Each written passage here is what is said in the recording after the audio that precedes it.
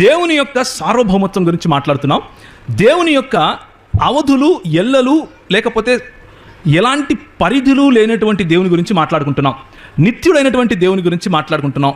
నిత్యత్వము అన్నటువంటి కాన్సెప్ట్ ఒకసారి మీరు ఆలోచించడం కోసం ఈ మాట చెప్పాను. ఏంటి అంటే, can you define what is eternity? నిత్యత్వము అన్నదానికి నిర్వచనం ఇవ్వగలుగుతారా మీలో ఎవరైనా? మీరు నిత్యత్వము అన్నదానికి నిర్వచనము ఇవ్వాలంటే కూడా సమయము అన్నటువంటి కొలబద్దను వాడి తీరాలి. అర్థమవుతుందా నేను చెప్పేది? నిత్యత్వము అన్న మాటకు నిర్వచనము లేకపోతే అర్థం చెప్పాలి అంటే కూడా సమయము అనేటటువంటి కొలబద్దను మీరు వాడి తీరాలి, వాడక తప్పదు. అంత పరిధిలో ఉన్నటువంటి బుద్ధి మనది. మన జ్ఞానాన్ని అంతే ఏడిసింది. మన జ్ఞానము, మన భాష, మన భావము అంతే ఏడిసింది, అంతకుమించి లేదు. ఇప్పుడు నేను నాకున్న ఈ శివుడి గారే జ్ఞానం తీసుకొని పోయి నేను దేవుడిని కనుక్కుంటా అని చెట్టు కింద కూర్చొని దేవా దేవా దేవా అంటే ఏమొస్తుంది? బూడిద వస్తుంది, ఏమీ రాదు. కానీ నిత్యుడైనటువంటి ఈ దేవుడు మన మట్టి బుర్రలో లేకపోతే మనకు హద్దులు ఉన్నటువంటి ఈ బుర్రలో తన గురించి తాను చెప్పాలి అని అనుకుంటే చెప్పగల సమర్థుడు. ఆయన సార్వభౌమత్వము గలవాడు. ఆయన సర్వమును నీకు తెలియజేయగల సమర్థుడు.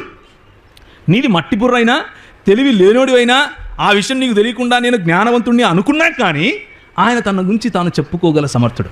దీన్నే ఏమంటారు అంటే ఆయన సక్రియుడైన దేవుడు, లేకపోతే he is an innate god అంటారు. అందుకనే రోమీయులకు రాసిన పత్రిక 1వ అధ్యాయంలో దేవుని యొక్క ఉనికి ఈ సృష్టిని చూస్తే మనకు తెలుస్తుంది అన్న మాటలు మనకు కనిపిస్తాయి. సృష్టిని మనం చూసినప్పుడు ఆయన యొక్క గొప్పతనం మనకు కనిపిస్తుంది, ఆయన చేతి నైపుణ్యత మనకు కనిపిస్తుంది. ఆయన ఒక వాక్కు అలా చెప్పంగానే ఇంత అందమైనటువంటి దేవుణ్ణి ఇంత అందమైనటువంటి సృష్టిని సృష్టించగలిగాడు అంటే ఆ సృష్టికర్తకు ఉన్నటువంటి సృజనాత్మకతను మీరు ఒకసారి ఆలోచించి చూడండి. ఆ సృష్టికర్తకు ఉన్నటువంటి క్రియేటివిటీ గురించి మీరు ఆలోచించి చూడండి. మనం ఏమనుకుంటామంటే 2 ఫోటోషాప్లకు వెళ్ళిపోయి ఫోటోషాప్లో 2 బొమ్మలు పెట్టేసి అటు ఇటు కొంచెం అట్రాక్టివ్గా చేయగానే నేను సృష్టికర్తనే అని అనుకునే స్థాయి మనది. ఆయన ఒక మాటలో కలుగునుగాక అంటే మన బుర్రలోకి ఎక్కనటువంటి కొన్ని కోట్ల రహస్యాలు, కొన్ని కోట్ల సత్యాలు ఆయన ఒక మాటతో సృష్టించగల దేవుడు. అలాంటి దేవుని గురించి మనం మాట్లాడుకుంటున్నాం. నేను ఎందుకు ఇన్ని మాటలు చెప్పాను అంటే ఇలాంటి దేవుని గంభీరమైనటువంటి సత్యం గురించి మాట్లాడుకోబోతున్నాం. అలాంటి దేవుడు మనల్ని ప్రేమించడం ద్వారా, అలాంటి దేవుడు మనపై మక్కువ చూపించడం ద్వారా, అలాంటి దేవుడు మనపై తన ఇన్వెస్ట్మెంట్, తన సమయాన్ని, తన కొడుకును, సొంత కుమారుణ్ణి మన పైన, మన కొరకు, మన కోసం మనల్ని బట్టి పణంగా పెట్టాడు చూసారా? ఆ దేవుని గురించి మాట్లాడుకునే ప్రయత్నం మనం చేస్తున్నాం. దాని గాంభీర్యాన్ని మీకు గుర్తు చేయడం కోసం ఈ మాటలు చెప్పాను. ఆ దేవుని యొక్క ఉనికిలో ఉన్నటువంటి లోతులు మీరు అర్థం చేసుకోవడం కోసం ఈ మాటలు చెప్తున్నాను. దేవుని ఉనికిలో కేవలము నాకు ఒక యూదుని పోలినట్లు నాకు ఒక ఆశ్చర్యకార్యము లేకపోతే ఒక అద్భుతము చూపించు అని అడిగితే ఆ అద్భుతం మట్టుకు ఆ అద్భుతానికి ఉన్న పరిధిలో దేవుణ్ణి అర్థం చేసుకోగలుగుతాను అన్న వెర్రితనం నుంచి బయటికి రా అని పిలుస్తున్నా. నేను ఏదో చదువుకున్నాను, నేను యూనివర్సిటీకి వెళ్ళాను, అక్కడ ఇదిగో ఇది చెప్పారు, అది చెప్పారు, నా దగ్గర జ్ఞానం ఉంది అన్నటువంటి గ్రీకు మెంటాలిటీ నుంచి బయటికి రా అని పిలుస్తున్నా. అద్భుతాలు కాదు, నీకుండే బోడి జ్ఞానము కాదు. మనం మాట్లాడుకోబోయేది లేఖనానికి సంబంధించిన జ్ఞానం. మనం మాట్లాడుకోబోయేది క్రైస్తవ దృక్పథానికి సంబంధించిన జ్ఞానం. మనం మాట్లాడుకోబోయేది లేఖనము అనే ఫౌండేషన్, లేఖనము అనే పునాది గురించి మాట్లాడుకోబోతున్నాం. చాలా చక్కగా ఈ యొక్క 5 నిమిషాలు మీరు నన్ను చూడండి, నా మాటలు వినండి, ఎక్కడికి వెళ్ళొద్దు. మీ ఇల్లు బాగుంటాయి, మీరందరూ బాగుంటారు. ఈ 5 నిమిషాలు మాత్రం ఇవ్వండి.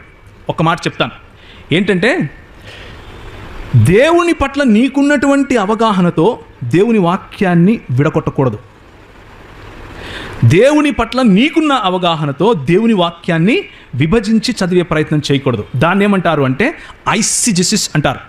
ఐసిస్ కాదు, ఐసిజిసిస్ అంటే నా అనుభవానికి ఆధారంగా, నా అవగాహనకు ఆధారంగా, నాకున్నటువంటి పూర్వాగమనాలు లేకపోతే నాకున్నటువంటి ప్రీ సపోజిషన్స్ని బేస్ చేసుకుని వాక్యాన్ని చదివితే దాన్ని ఏమంటారు అంటే ఐసిజిసిస్ అంటారు. ఒక సందర్భము లేకుండా దాన్ని బయటికి తీసి నేను ఏదైతే చెప్పాలనుకుంటున్నానో అది ఆ వాక్యం ద్వారా చెప్పడాన్ని ఐసిజిసిస్ అంటారు. అది తప్పు. అలాంటివి చేయకూడదు. అలాంటివి చేయటం వల్ల దేవుని వాక్యంలో ఉన్నటువంటి సత్యం తప్ప అన్నీ దొరుకుతాయి. మీకు అన్నీ కావాలి అంటే అలాంటివి చేయండి, సత్యం కావాలంటే అలాంటివి చేయకండి. సత్యం కావాలి అంటే దేవుని వాక్యము ఏ సందర్భంలో, ఎప్పుడు, ఎవరికి, ఏ కారణం చేత దేవుడు మాట్లాడాడు అన్నటువంటి సంపూర్ణమైన క్రైస్తవ దృక్పథంలో అర్థం చేసుకునే ప్రయత్నం చేయండి. అది సత్యాన్ని మీకు తెలియజేస్తుంది.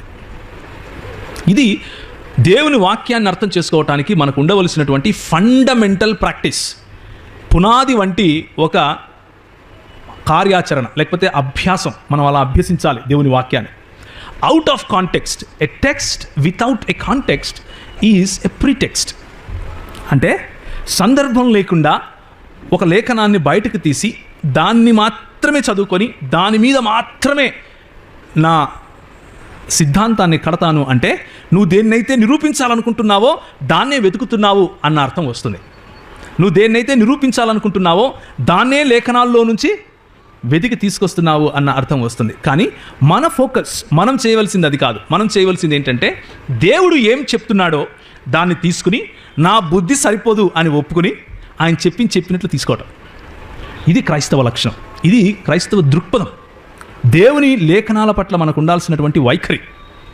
నాకు అర్థం కాలేదు కాబట్టి దేవుని వాక్యం తప్పు అని అంటే నీకంటే బుద్ధిలేనుడు గుళ్ళాడు. దేవుని వాక్యం చెప్తుంది కాబట్టి నేను ఇదే నమ్ముతాను అని అంటే దేవుడు నేను ఎవరిలో లెక్కేస్తాడు? బుద్ధిగల వారి క్రింద లెక్కేస్తాడు. అలాగని చెప్పి దేవుడు అతార్కికుడు కాదు, దేవుడు కుతార్కికుడు అసలు కాదు.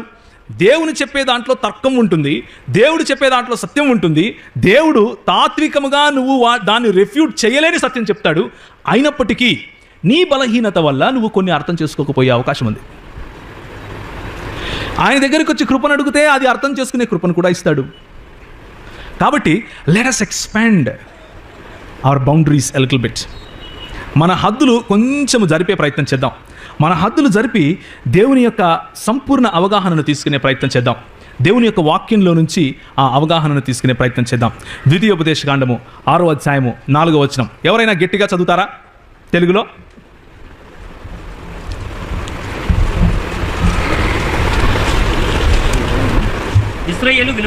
ఇశ్రాయేలు వినుము, మన దేవుడైన యెహోవా అద్వితీయుడగు యెహోవా. చాలండి, చక్కటి అనువాదం లేకపోతే చక్కటి భాషాంతరం చేశారు. అద్వితీయుడైనటువంటి దేవుని గురించి మాట్లాడుతున్నారు. ఇక్కడ వాడినటువంటి పదం లేకపోతే వాడినటువంటి హెబ్రూ భాష ఏమిటి అంటే షిమా ఇస్రాయేల్ యాహ్వే ఎలోహిను యాహ్వే ఎహాద్ అని వాడారు. అంటే ఇశ్రాయేలు విను, షిమా అంటే విను అని, వినుము ఇశ్రాయేలు వినుము, నీ మన దేవుడైన యెహోవా యాహ్వే ఎలోహిను యాహ్వే ఎహాద్ అంటే ఆయన అద్వితీయుడగు యెహోవా అని చెప్పారు. యెహోవా దేవుడు అద్వితీయుడు అని చెప్పారు. నిజంగా అద్వితీయుడు అన్నప్పుడు తెలుగు భాషలో దాన్ని లేకపోతే ఎహాద్ అన్నప్పుడు అద్వితీయుడు అని తెలుగు భాషలో తర్జుమా చేశారు కదా, అనువదించారు కదా, చాలా చక్కగా చేశారు. ఎందుకు అంటే హిబ్రూ భాషలో చాలా పదాలు ఒకటి అన్నటువంటి మాటను ఇవ్వటానికి ఉన్నాయి. మన దేవుడు ఒక్క దేవుడు, మనకు ఒక్క దేవుడే ఉన్నాడు. మనకు 3 దేవుళ్ళు లేరు, మనకు 10 మంది దేవుళ్ళు లేరు, మనకు 10,000 మంది దేవుళ్ళు లేరు, మనకు కోట్ల దేవుళ్ళు లేరు. ఇశ్రాయేలు వినుము, నీ దేవుడైన యెహోవా అద్వితీయుడగు యెహోవా. అద్వితీయుడైనటువంటి దేవుని గురించి మనం తెలుసుకోబోతున్నాం.